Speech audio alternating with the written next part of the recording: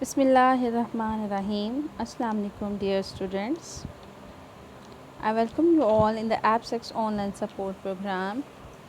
Today we start our week number 11, OSP round 2. I'm your history teacher, Sabah Farman.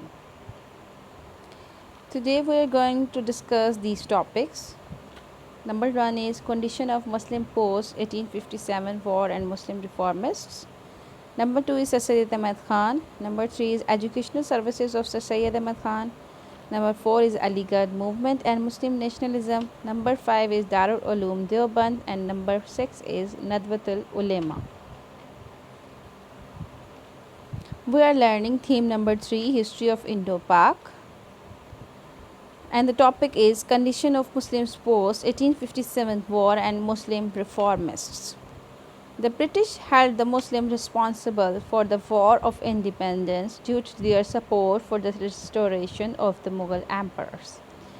British ने, आप जैसे मैंने पहले भी बताया था कि ब्रिटिश ने सारी ज़िम्मेदारी जो थी 1857 की जो वॉर की थी, वॉर ऑफ इंडिपेंडेंस की जो थी, वो सारी ज़िम्मेदारी जो थी वो उस पर डाल दी मुस्लिम्स पे, इसलिए कि ब्रिटिश का जो दौर आया था वो मुग़ल्स के दौर के बाद आया था, तो मुग़ल्स जो थे वो मुस्लिम्स थे। तो ब्रिटिश यही समझते थे कि मुग़ल एम्परर्स की जो है वो बहाली के लिए मुसलमान जो है वो कोशिश कर रहे हैं और वॉर ऑफ इंडिपेंडेंस में सारा जो हाथ है वो उस मुसलमानों का है। ड्यू टू दिस परसेप्शन, इस ख़याल की वजह से the condition of the Muslims in India became verse. Verse का मतलब होता है बदतर। तो इस ख़याल की वजह, आप देखें कि जब आप किसी गवर्नमेंट के ख़िलाफ़ बगावत कर देते हैं तो क्या होता है कि जब वो गवर्नमेंट आती है तो वो क्या करती है, वो आपके ऊपर, जैसा कि आप फॉर एग्ज़ाम्पल अब नवाज़ शरीफ की हुकूमत को ही ले लें, तो इमरान ख़ान ने आते ही क्या किया है कि उनके सारे लीडर्स के ऊपर मतलब धावा बोल दिया और मतलब इस तरह से कर दिया। तो इसमें बारे में आप बिल्कुल ये मत समझिएगा कि मैं जो है वो नवाज़ शरीफ को वोट देती हूँ या मैं उसकी जो सपोर्टर हूँ, डैट्स वाई मैं ये कह रही हूँ। मैं आपको जस्ट समझा रही हूँ कि मतलब जब आप किसी के ख़िलाफ़ बगावत कर देते हैं ना, तो जब वो पावर में आता है तो फिर वो सबसे पहले आपको ही गिराता है। तो ये क्या हुआ कि इस ख़याल की वजह से द कंडीशन ऑफ मुस्लिम्स की जो कंडीशन थी इंडिया, मुस्लिम्स ऑफ इंडिया की, बिकम वर्स, वो बिल्कुल बदतर होगी आफ्टर 1857 के। The Muslim of India lost all respectable position in government jobs. जो मुस्लिम्स ऑफ इंडिया थे उन्होंने तमाम रिस्पेक्टेबल पोजीशंस जो थी वो खो दी गवर्नमेंट जॉब्स की। They were discouraged from acquiring education due to the education policies of the East India Company that promoted Christian values. उसके अलावा क्या हुआ था कि मुस्लिम ऑफ इंडिया ने एक तो वैसे ही उनको मतलब सारी जॉब्स से भी, रिस्पेक्टेबल जॉब्स और गवर्नमेंट जॉब से निकाल दिया गया। उसके अलावा उन्हें जो वो तालीम हासिल कर रहे थे ना, उसकी वजह से education policies, east India company की एजुकेशन पॉलिसीज़ की वजह से, जो कि क्रिश्चियंस की वैल्यूज़ को प्रमोट करी थी, उन्होंने तालीम भी हासिल करना छोड़ दी मुस्लिम्स ने। While Muslims perceived it in on Islamic to acquire modern education, क्योंकि मुस्लिम्स जो थे वो मॉडर्न एजुकेशन को हासिल करना जो है वो परसीव, यानी कि वो अन इस्लामिक समझते थे कि ये इस्लाम के असूलों के ख़िलाफ़ है। क्योंकि जो ब्रिटिश राज आया था या ब्रिटिश की जो हुकूमत आई थी, तो उनका जो सबसे बड़ा मेन मोटिव था वो क्या था कि क्रिश्चियनिटी को जो है वो फेमस किया जाए, क्रिश्चियनिटी को जो है वो इम्प्रूव किया जाए, उसको उसकी मुस्लिम्स की जो इस्लाम है उसकी जगह पे क्रिश्चियनिटी आ जाए। जैसे हमने लास्ट टॉपिक्स में, मैंने आपको लास्ट लेक्चर्स में भी बताया है कि उनका जो मेन मोटिव था एजुकेशन को तबाह करने का, कि मेन जो है एजुकेशन, मुस्लिम्स की एजुकेशन है वो ख़राब हो जाए, तबाह हो जाए, और वो उसकी जगह क्रिश्चियंस की एजुकेशन आ जाए या मॉडर्न एजुकेशन आ जाए जो कि ब्रिटिश की थी। Other communities such as Hindus jumped at the opportunity of a Western education and the benefits it could provide to them under the British Raj. तो हिंदू जो थे, हिंदू आपको पता है शुरू से ही एक गद्दार कौम है, तो उन्होंने क्या किया कि उन्होंने जो है वो उन अपॉर्चुनिटीज़ को हासिल करना शुरू कर दिया, वेस्टर्न एजुकेशन को हासिल करना शुरू कर दिया, जिसकी वजह से उन्हें बेनिफिट्स मिले और ब्रिटिश राज में।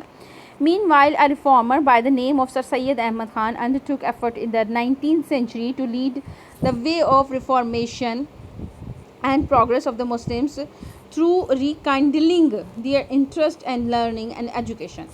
अब क्या हुआ कि एक रिफॉर्मर आया जिसे कहते थे, जिसका नाम था सर सैयद अहमद ख़ान। उसने क्या किया कि 19th सेंचुरी में उसने इस्लाह करना शुरू की मुसलमानों की कि आप ये तालीम हासिल करें, मतलब रिकाइंडलिंग, यानी कि दोबारा से रोशन किया मुसलमानों में ایجوکیشن کو, لرننگ حاصل کرنے کا اس نے دوبارہ سے اس کو روشن کرنے کی اس نے اصلاح کی, اس نے انٹرسٹ پیدا کی. اب سر سید احمد خان کے بارے میں پڑھیں گے. نیکسٹ ٹاپک ہے سر سید احمد خان.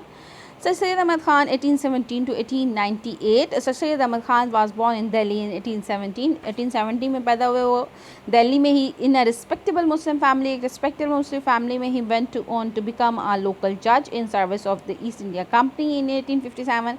ایک لوکل جج کے طور پہ وہ بیکم ایک سروس جو ہے وہ کر رہے تھے ایسٹ انڈیا کمپنی میں 1857 میں. From his experience he realized that Muslims needed to overcome their ignorance and resistance to modern ideas to compete with Hindus and British. تو اپنی ایکسپیرینسز کی وجہ سے انہوں نے کہا کہ مسلمانوں کو اپنے جو ہے وہ ماڈرن آئیڈیاز کو سیکھنا چاہیے تاکہ وہ برٹش اور ہندوؤں کو ان کے ساتھ مقابلہ کر سکیں. ان لیو اس کے بدلے میں of this he devoted his life into the service of Muslims and try to give them a separate identity. اس مطلب انہوں نے اپنی زندگی جو تھی وہ مسلمانوں کی خدمت میں اور وقف کر دی, اور انہوں نے کہا کہ میں ان کو علیحدہ سے ایک مقام حاصل کروا کے چھوڑوں گا. ہز ٹو نیشن تھیوری, اس کی ٹو نیشن تھیوری یعنی کہ دو قومی نظریہ, جیسا کہ ہندو اور مسلمان دو قومیں ہیں تو یہ دو قومی نظریے کی بنیاد پر ہی آج ہندوستان اور پاکستان بنے ہیں. تو یہ اس کی وجہ سے eventually became the foundation of the Pakistan movement decade later. بہت سالوں بعد جو ہے وہ یہ پاکستان موومنٹ کے طور پر جانا جانے لگا, جو کہ ٹو نیشن تھیوری جو تھی وہ ایکچولی جو تھی وہ سٹارٹ ہوئی سر سید احمد خان کے دور سے.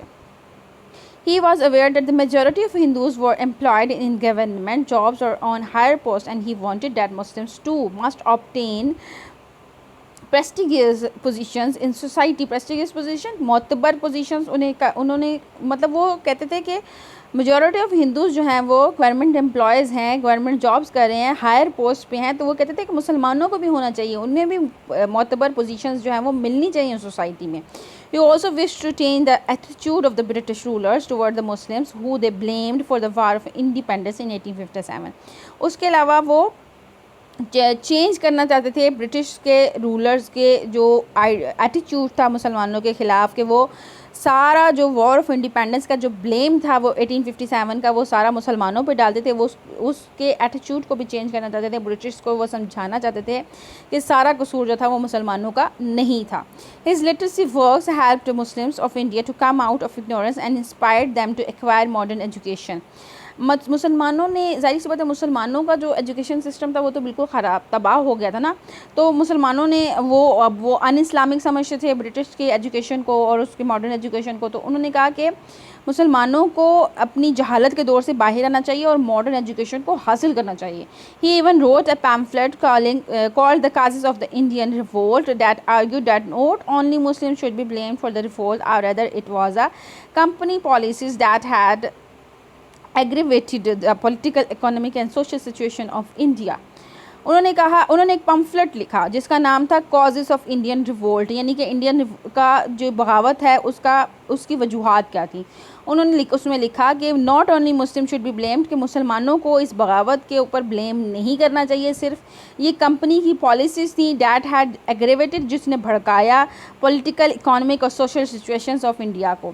ہی even sent copies of the pamphlet to the members of parliament. As a result of Sir Syed Ahmad Khan efforts, Muslims were finally allowed to work in lower rank of government offices. Sir Syed Ahmad Khan even prepared a 3-point agenda for Muslims to become useful in their mission. For this, Muslims to India needed to.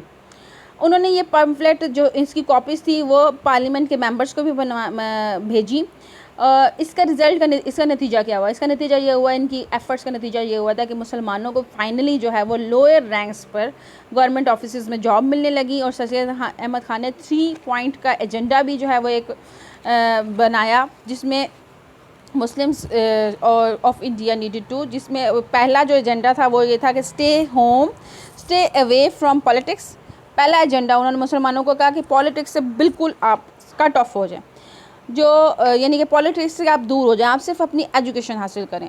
دوسرا جو ان کا agenda تھا وہ یہ تھا کہ bridge the gap between the British and them self, کہ اپنے برٹش اور اپنے درمیان جو گیپ ہے نا، جو آپ ان کو ان اسلامک سمجھتے ہیں یا ان کو جو ہے وہ سمجھتے ہیں کہ آپ ان کے ساتھ نہیں چل سکتے یا ان کی ایجوکیشن حاصل نہیں کرنا چاہتے، اس گیپ کو کور کریں. Get educated in order to become eligible for government jobs. Education حاصل کریں تاکہ آپ گورنمنٹ جابس کے لیے ایلیجیبل ہو سکیں. نیکسٹ ٹاپک ہے ایجوکیشنل سروسز ہیں سر سید احمد خان کی. ایجوکیشن سروسز کیا ہیں؟ انہوں نے Sir Syed Ahmed Khan was the first Muslim leader to realise the importance of education for Muslims. His well known educational reforms are as follows. Number 1 ہے 2 madrasas were established, one in Moradabad and the other in Ghaziabad, which imparted modern education in English, Urdu as well as Persian. مدرساز بنائے انہوں نے 2، ایک مراد آباد میں اور ایک غازی آباد میں، جس میں ماڈرن ایجوکیشن دی گئی، انگلش میں اردو کو بھی جو ہے وہ رکھا گیا اور پرشین کو بھی. Establish the scientific society 1864 to translate science books into Urdu. انہوں نے سائنٹیفک سوسائٹی بنائی 1864 میں تاکہ ٹرانسلیٹ کیا جائے سائنس کی بکس کو اردو میں. Started the Aligarh movement to remove misconceptions among Muslims about British rule and policies. انہوں نے علی گڑھ موومنٹ کو شروع کیا تاکہ جو مسکنسیپشنز ہیں نا مسلمز اور برٹش کے خلاف پالیسیز میں وہ ختم ہو سکیں. He established the Mohammedan Anglo Oriental school in 1875 which became the Aligarh college in 1877. Later this became the Aligarh university chartered by the government in 1920. Mohammedan Anglo Oriental school انہوں نے بنایا 1875 میں، جو کہ علی گڑھ کالج بنا 1877 میں. اس کے بعد علی گڑھ یونیورسٹی بنا 1922 میں. He inaugurated the Mohammedan Educational Conference in 1886. Their aim was the establishment of Islamic high schools in almost every town and city across India. انہوں نے کہا کہ اسٹیبلشمنٹ ہائی اسکول جو ہیں وہ اور اس کے علاوہ جو ہے وہ تمام ٹاؤنز اور سٹیز آف انڈیا میں ہونے چاہیے.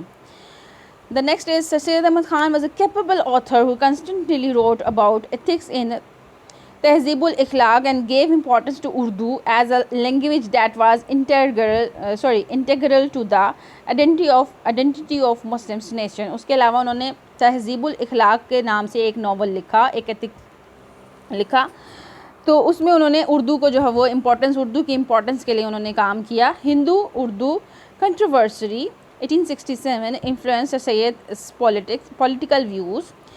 نمبر 8 پہ ہے he also pointed out the انفیئرنیس in the competitive civil service examinations who were held in England because Indians would not be able to compete with English candidates. Number 9 پہ ہے when the Indian National Congress came into being, Sir Syed had opposed the idea of Muslims joining it as he believed they should have a separate voice in India. یہ تو تھے educational services of سر سید احمد خان کے. Number 10 پہ ہے Sir Syed Ahmed Khan was the first one to propose a separate electorate for Muslims in 1883. This became the basis of the two-nation theory. وہ پہلے تھے جنہوں نے جو ہے وہ کہا کہ سیپریٹ ہونا چاہیے، مسلمانوں کا ووٹ جو ہے وہ سیپریٹ ہونا چاہیے، ان کے ووٹرز الگ ہونا چاہیے. 1883 میں یہ جو تھا یہ ٹو نیشن تھیوری کا بیس تھا. نیکسٹ جو ہے وہ علی گڑھ موومنٹ ہے اینڈ مسلم نیشنلزم ہے. The students of Ali Garh were motivated with the spirit of Muslim nationalism. They spread the movement in India and became pioneers of the two-nation theory. This movement resulted in the intellectual revival of India Muslims and eventually the creation of Pakistan. Syed Ahmad, however, did not live to see his dreams come true as he passed away in 1898, but his services in the field of education and his motivational writings paved the way for an independence movement for Muslims. اب علی گڑھ university کے students تھے. انہوں نے مسلمانوں کی جو دو قومی نظریہ تھا یا قومی نظریہ تھا نیشنلزم کا، تو اس کی اسپرٹ کو انہوں نے موٹیویٹ کیا. انہوں نے اس تمام موومنٹ کو جو ہے وہ پوری انڈیا میں جو ہے اس کی رہنمائی کی، پورے نیشن میں ٹو نیشن تھیوری کی. This movement resulted in intellectual revivals of Indian Muslims. اس کی وجہ سے بہت سارے دانشور جو ہے وہ پیدا ہوئے مسلمانوں میں. اور اس کے علاوہ سر سید احمد خان نے البتہ سر سید احمد خان جو ہے وہ اپنے جو انہوں نے خواب دیکھا تھا ٹو نیشن تھیوری کا، اس کو وہ قابل تعبیر جب وہ مطلب اس کی تعبیر ملی تو وہ اس وقت تک تو وہ دیکھ نہیں سکے کیونکہ ان کی ڈیتھ ہو گئی 1898 میں. But he services in the field of education, لیکن جو ان کی سروسز تھیں فیلڈ آف ایجوکیشن میں، موٹیویشنل رائٹنگز میں، اس سے یہ ہوا کہ انڈیپینڈنس کا جو ایک راستہ تھا موومنٹ کا، اور انڈیپینڈنس موومنٹ کا مسلمس کے لیے وہ بالکل ہموار ہو گیا، پیوڈ دا وے، وہ ہموار ہو گیا راستہ. یہ علی گڑھ یونیورسٹی، اگر آپ دیکھیں کہ علی گڑھ یونیورسٹی کے بارے میں، علی گڑھ university is a public central university in Aligarh, India, which was originally established by Sir Syed Ahmad Khan as the Mohammedan Anglo-Oriental College in 1875. Mohammedan Anglo-Oriental College became Aligarh Muslim University in 1920. 1920 میں یہ university بن گئی. Next topic ہے ہمارے پاس Darul Uloom Deoband. 1866 Darul-Uloom Deoband was set up in 1866 by several Muslim ulama. It is located in Deoband, India, and was headed by Maulana Muhammad Qasim Nanatawi. Darul Uloom Deoband جو ہے وہ 1866 میں بنا، جو کہ مسلم علماء نے بنایا. اور وہ اب آپ کو میں ایک تھوڑی ڈیٹیل بتانا چاہتی ہوں. جو سر سید احمد خان تھے نا، وہ چاہتے تھے کہ مسلمانوں کا جو گیپ ہے برٹش کے ساتھ، یا وہ ایجوکیشن میں جو پیچھے رہ گئے ہیں، ایج آف اگنورنس میں چلے گئے ہیں، وہ اس کو چھوڑ دیں. مطلب اگر انگریز جو ہے وہ 3 پیس پہن رہا نا، تو مسلمانوں کو بھی چاہیے کہ وہ 3 پیس ڈریس پہنیں اور برٹش کے فالو کریں. مطلب اگر وہ پہلے زمانے میں ایسا نہیں ہوتا تھا. آج ہم دیکھیں کہ آج ہم میکسیمم 80 to 90% جو ہے وہ برٹش کو فالو کر رہے ہیں نا. ہم آکسفورڈ پڑھ رہے ہیں، ہمارے بچے آکسفورڈ پڑھ رہے ہیں، لیکن یہ وجہ ہے کہ ہم جو پہلے زمانے کے لوگ تھے وہ یہ چاہتے تھے کہ بس اسلام کے بارے میں ہی جو ہے وہ کتابیں ہونی چاہیے اسلام کی. تو وہ ان چیزوں کو جو ہے وہ اگنور کرتے تھے. وہ اس وجہ سے برٹش جو تھے انہوں نے حاوی ہو گئے وہ مسلمانوں پر، اور برٹش نے قبضہ کر لیا سارا مسلمانوں کے اوپر. تو جو سر سید احمد خان تھے وہ یہ چاہتے تھے کہ مسلمان جو ہیں وہ کمپیٹ کریں، مسلمان برٹش کے ایجوکیشن کو حاصل کریں اور مسلمان ہائی رینکس پہ جائیں. تو جو تھے نا یہ علماء کرام تھے، وہ سر سید احمد خان کے خلاف تھے. وہ کہتے تھے کہ یہ ان اسلامک جو ہے وہ ان موومنٹس کو جو ہے وہ چلا رہا ہے، اور اس کی ساری جو تعلیمات ہے وہ غلط ہے. تو یہ جو دارالعلوم دیوبند ہے اور علی گڑھ یونیورسٹی ہے، یہ دونوں ایک سمجھ لیں کہ علی گڑھ یونیورسٹی ایک ماڈرن ایجوکیشن کا نام ہے، اور دارالعلوم دیوبند ہے جو ہے وہ یہ مولانا محمد قاسم نانوتوی نے بنوایا تھا. یہ promote of traditional and progressive education for Muslims. The curriculum was based on 17th century Indo-Islamic syllabus known as درس نظامی. درس نظامی کے اوپر یہ بیس کرتا تھا اس کا جو کریکولم تھا. And an option for English was also offered to those students who wish to study it. اور انگلش کو بھی انہوں نے آپشن کے طور پہ رکھا ہوا تھا، لیکن جو علی گڑھ یونیورسٹی میں تھا وہ اس میں انگلش جو تھا وہ ایز ویل انہوں نے رکھا ہوا تھا، اور ماڈرن ایجوکیشن بھی تھی. تو تو اس میں یہ تھا کہ درس نظامی کا کورس کروایا جاتا تھا، اور انگلش جو تھی وہ آپشن تھی، جو اسٹوڈنٹ پڑھنا چاہتا تھا وہ پڑھتا تھا. This institution also provided many prominent leaders for the independence movement. اس انسٹیٹیوشن نے بھی بہت سارے پرومیننٹ لیڈرس جو ہے وہ انڈیپینڈنس موومنٹ کے لیے پرووائڈ کیے. یہ دیکھیں، یہ دارالعلوم دیوبند ہے. Darul Uloom Deoband is an Islamic university in India at which the Sunni Deoband Islamic movement began. It is located in Deoband and it was founded in 1866 by Muhammad Qasim Nanatawi. محمد قاسم نانوتوی نے یہ بنوایا تھا دارالعلوم دیوبند. نیکسٹ جو ہے ندوۃ العلماء ہے 1992 میں. دارالعلوم ندوۃ العلماء was established in 1892 at Kanpur, later shifted to Lucknow in 1898. یہ کانپور میں بنا 1892 میں، لیکن پھر اس کے بعد لکھنؤ شفٹ کر دیا گیا 1898 میں. Its renowned founder members are Muhammad Ali Mongiri, Ashraf Ali Thanvi, Muhammad al-Hasan and Shibli Nomani. یہ 4 اس کے جو تھے وہ فاؤنڈرز تھے، جس میں محمد علی مونگیری، اشرف علی تھانوی، محمد الحسن اینڈ شبلی نعمانی تھے. Its main objective was to create a harmony between Islamic education and modern demands, and to meet the challenges of Western education with the help of eminent scholars. Its Islamic curriculum was updated with modern curriculum.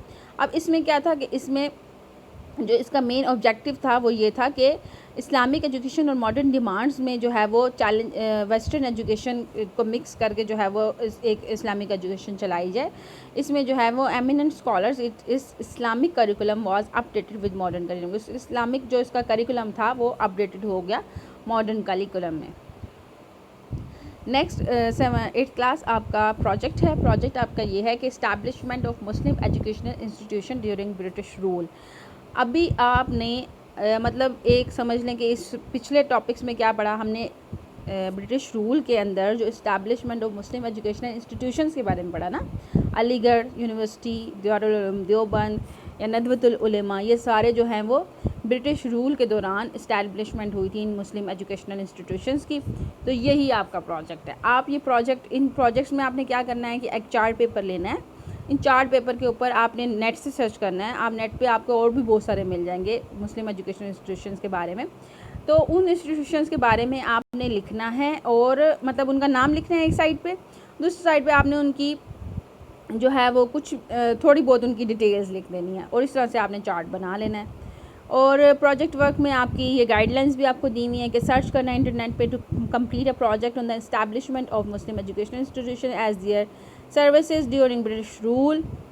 A4 size پہ آپ نے جو ہے وہ inter کرنی ہے information. اس کے بعد لسٹ آف ایجوکیشنل انسٹیٹیوشنز لکھنی ہے اینڈ سروسز لکھنی ہے. اس کے بعد انہوں نے کہا ہے کہ home it was established, establish کب ہوئی, اس کی سروسز کیا تھی, اس کی پکچرز لگانی ہے.